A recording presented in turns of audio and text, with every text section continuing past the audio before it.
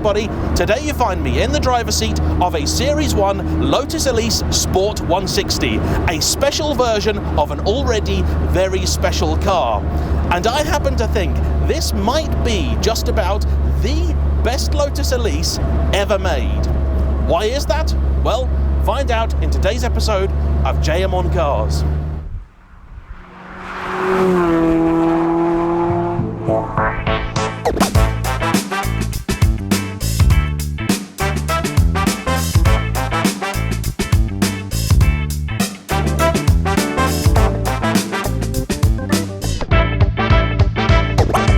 The first clue I got that this was a particularly remarkable car is that this is in fact the second time I've driven a Sport 160. The last time was up in Scotland a couple of years ago, and as I'll talk about in a minute, there are a few differences between that one and this. However, for both owners, they have each owned the car twice. They had it, sold it, and then decided they had to have it back. And in the case of this car's owner, James, he said that if he sells it, it'll be the last Elise he ever owns, because he believes he'll never be able to beat it. Well, must be good then, mustn't it?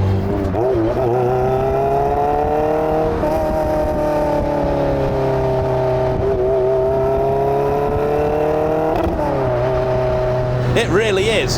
So what actually is a Sport 160? Well, the Series 1 Lotus Elise landed back in 1995 and caused a storm as soon as the public laid eyes on it. In fact, I am told by those who were there, it wasn't really the car itself that got all the attention. Instead, it was the bonded aluminium chassis that sat under it. And Lotus, very wisely, put one of those on display. And that is what got people talking. It weighs itself only 68 kilos, but is very strong. And I've heard a few different stories as to exactly how Lotus arrived at building this chassis. But the truth is, it doesn't matter, because it was brilliant. They then combined that with a Rover K-Series engine, which I know to many people is just about the worst engine ever made. But to those who know it, actually, it's got a lot going for it. Yes, I know, in the Rorschach test, if you see a K-Series, someone will then say head gasket, but put that aside. It's a very clever thing, very compact, very potent, and it suits a car like this down to the ground. All in, the original Elise weighed something in the order of around 700 kilos. I've heard people say it was actually slightly under, but I think in reality, none of them actually were ever quite that svelte. Regardless, that was still a light enough car to mean that the original 118 horsepower 1.8 litre engine was more than quick enough. For some. But to many, the original Elise just never had the fireworks they required, and so, fairly soon on, Lotus started working on solutions to this problem. The first idea they had was something called the Sprint, a fairly extreme car with a cut-down windscreen and closer really to the original concept for the Elise, but they realised it was going to be too expensive and wasn't ever going to work. Instead, what they came out with was something called the Sport 190, which is actually a very curious car because, officially speaking, Lotus never built an Elise Sport 190. Instead, much like the Aston Martin Vantage V600 of the day, what it was a conversion kit. Sorry, 3-point turn hill start torture test, and it's going terribly, terribly badly. The car has basically no steering lock. Putting the gearbox in reverse is horrid. Visibility is excellent, I'll give it that, even with this crash bar in here. Anyway, yeah, that wasn't good. So, much like that old Aston Martin, the Sport 190 wasn't a car that you really just bought. Instead, what you did was either took your existing Elise to Lotus, more accurately Lotus Special Vehicle Operations, later rebranded as Lotus Sport, or you could buy one from the factory new, tick the box for a Sport 190, they would then build your car as a normal Elise with 118 horsepower, drive it over to Special Operations, and they would convert it. And this was quite the job. The engine's internals, head were changed, power rose from the 118 to 190, as you might imagine. That engine being known as the VHPD, very high performance derivative. The car even got lighter body panels, and apparently a few of them were carbon. This was an expensive thing, and technically speaking, sort of road legal, but it didn't even have a catalytic converter in it, and so it wasn't ever going to be really a long-term solution. That then arrived in the form of the Sport 135, which took some of the ethos of the really track-orientated 190. So you had uprated Coney suspension, a little bit more power from the engine, which in stage 2 guys made 135 horses, and a few other tweaks throughout. Both the 190 and the 135, which I've actually driven and also quite enjoyed, came out in 1998. But in 1999, the Sport 135 was then effectively replaced by the Elise S, which now had a 143 horsepower engine, but with VVC. That's the variable valve timing that Rover had, and they themselves later used on some of their cars, like for example my MG ZR. That also followed much the same formula as the Sport 135. You had close ratio gearbox, the uprated suspension, etc, etc. However, then in 2000, the Sport 160 landed. Keeping up?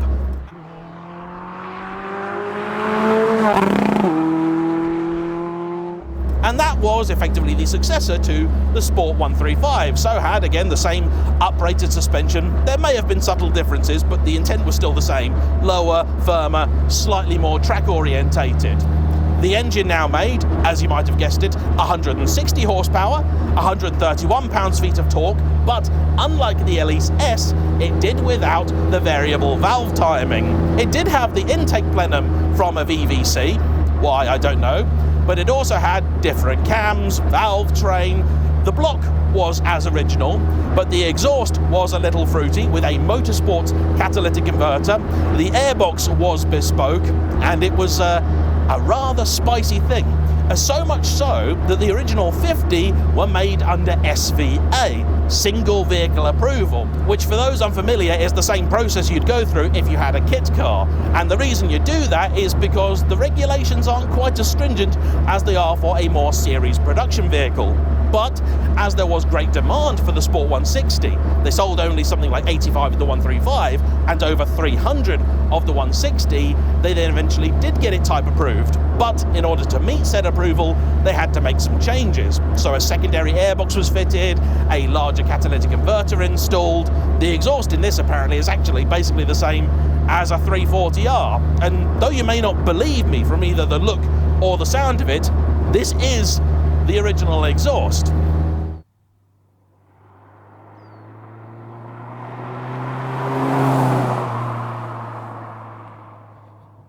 And the last 160 that I drove is one of those later cars with a better behaved ECU, slightly more tractable. Oh, interesting.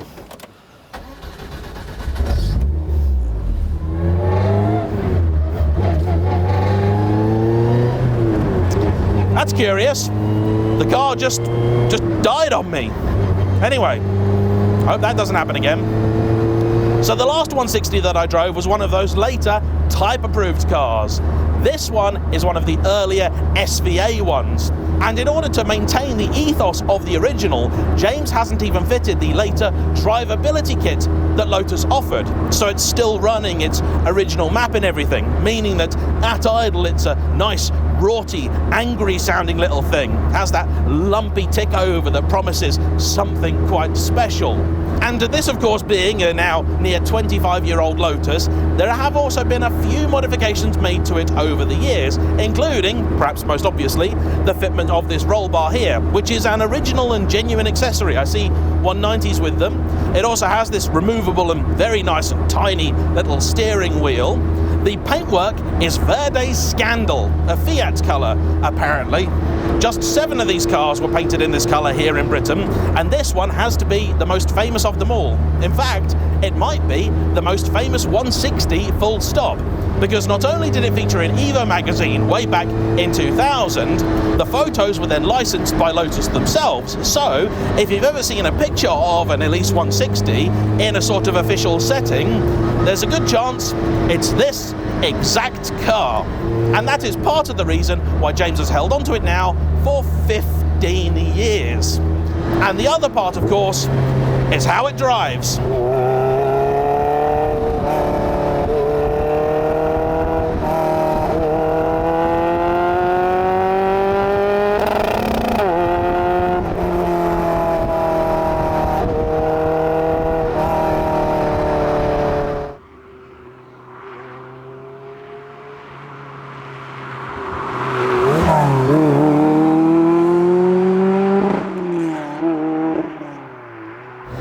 So beyond the wheel and the roll cage, what else has changed? The airbox is a little bit different. I'm pretty sure I spotted a catch can in the back there, though I may be mistaken. It also has non-standard suspension, which to be honest is, well, just about the case for almost every Elise of this age. Many people go with nitrons. James tried those, but he didn't like the idea of it because he found they were just too stiff. And for him, one of the things that makes an Elise, and indeed any Lotus, so special is the way that it rides. And I was so happy when he said that, because I've driven a few of these now where people fit aftermarket suspension and it just makes the car stiff. Needlessly so. It just ruins the whole experience. A Lotus should flow with the road, and this really, really does. This is a very demanding piece of test road, and this is currently flowing down it far better than the E46 BMW M3 that I drove not that long ago. Now, you've probably detected some unusual noises coming from this car. Part of them will be the exhaust, which is, I promise, standard. The others will be coming from the gearbox, which is not. So by default, these didn't actually even have the close ratio box of the 135 and the S. They got a regular one. James decided to fit a full close ratio straight cut set gearbox to this. And that turned out to be a very bad idea because it limited the top speed to just 110 mile an hour and it made quite the racket. So he went back to the drawing board and then redid the gearbox with 1 through 4 as close ratios and 5 as a helically cut regular gear, which is much longer. You can tell that around town it doesn't like maintaining a constant speed. It's a lumpy little so-and-so. Yeah, go on, you devil. And you know what, actually, it kind of works. I've never, to be honest, been a huge fan of this gearbox, which I think is a PG1, also Rover. Though the action itself is quite nice. The lever doesn't really have much travel in it at all, and I know some people like that, including myself on occasion, but it's just a bit indistinct, a bit disconcerting, really.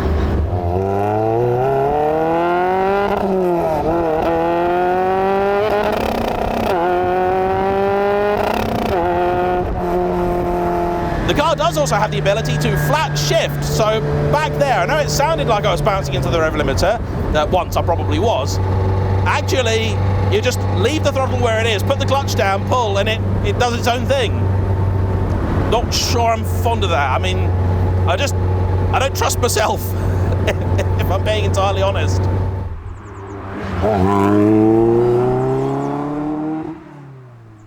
The noise this thing makes is just glorious. I think you'd get very tired of it over a long journey, but then you can kind of say the same for, well, most Elises, to be honest. They're just not natural long-distance cruisers, but are you surprised by that? The other thing I should say is that, though it, yes, does have a very impressive power-to-weight ratio, exactly how much this one weighs, I don't know, but let's imagine with the extra scaffolding and stuff in it, let's be pessimistic, let's say 800 kilos. Well, in theory, it's got about the same power-to-weight ratio as that E46 M3 that I drove, but it's not as quick as that, or it certainly doesn't feel as quick as that. Right, its turning circle is really, really shockingly poor, and I'm going to hope that car is not turning where I am, because... right. Let's get you over. Right, that's that reverse. I mean, I'm grateful that the visibility. Oh, you are coming down here. Right, okay. Let's get out of the way. Oh, incidentally, the nickname for this car is the Toxic Frog because it's bright green on the outside, red on the inside. These are not the original chairs. In order to accommodate the harnesses, which were necessary because of the A-frame, they had to be changed because the factory ones don't have the holes for harnesses, and there was no space left when you put the A-frame in for the original 3-pointers. I actually do like these harnesses. They're Schrock ones. They're very, very nice, easy to adjust, very comfortable. But yeah, it's not actually that quick, but that's fine. Because what it is masses and masses and masses of fun.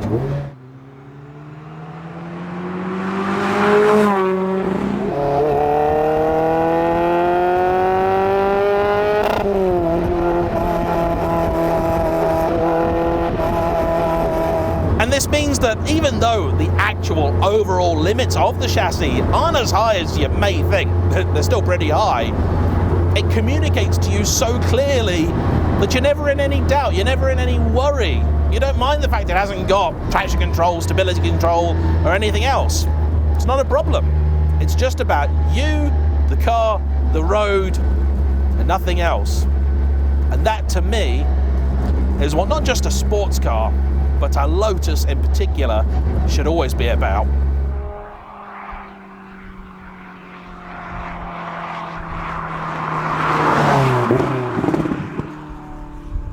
Lotus are a funny thing because you get a lot of people that have never experienced one and they think they know what they're all about. They look at an Elise and they go, yeah, rattle box, harsh, firm riding, horrid little thing. No, not at all. A well set up Elise is a gorgeous, beautiful thing. Really refined, very comfortable cosseting. That's just the engine on this one. But honestly, I think this might be just about the best set up Lotus Elise I have ever driven. Now, I'm a little bit weird, you know this already, I think, but I've never felt like the Series 1 is the prettiest of the Elises. In fact, I've never really considered it a pretty car, but every year I think it does get a little bit better looking.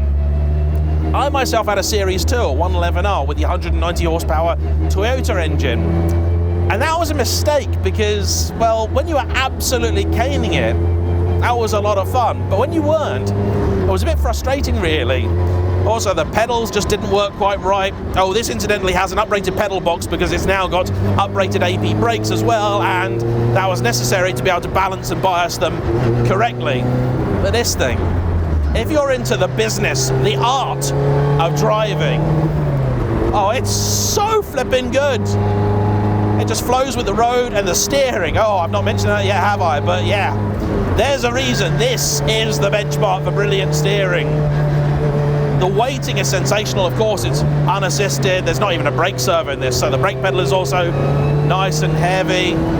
I can heel and turn this, which I can't do in the Series 3 XEs I've currently got on the driveway. Not mine. If you want to know about that, there's videos on it. The roof down just makes a huge difference as well. I'm doing not even the speed limit. And it doesn't matter, I'm having a whale of a time. Oh yeah, the response from that engine is perfect.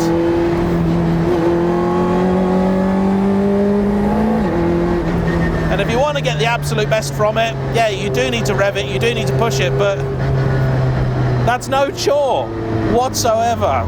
Yeah, really need to push those brakes hard if you want to do anything, but they talk back to you, they're lovely. They're really, really nice. Oh, you lumpy little bastard. And yeah, the interior is simple and basic and everything. This has been retrimmed in Alcantara. That's why they did the drivability kit. Yeah, to sort that out. But you just use the clutch a lot and you basically just try not to let it be at low RPM. I'm following a pickup following cyclists, so there's not really much I can do about it at the minute. A very good car, this. No, it is. It really, really is. There is, though, might not surprise you to hear, a bit of a problem. They made 300 something of these. 50 of which are these early SVAs, which are definitely the more desirable ones. Now, just recently, one of these apparently sold. It was stolen recovered, which will dent the values a little bit, but it was on half the mileage of this, at 43,000, this one. That went for £40,000. Yeah. And for that money, you could get a V6 XEs, which if you just want to go quicker, is a better way to do it. But if you want the proper experience, I think this is by far the better car. And here's why you need to buy one of these now. Not only is it a brilliant car, but it is perilously close to its 25th birthday. So for my friends stateside, if you've been thinking about bringing yourself over a Series 1 Elise, which they were never sold, I think, as road cars in the USA, this is the one that you want. And for my friends in Britain, you probably want to get one of these before they do buy one, because there aren't many to go around, and once they do realise how good they are, the prices are only going to go one way. But for me, I'm going that away.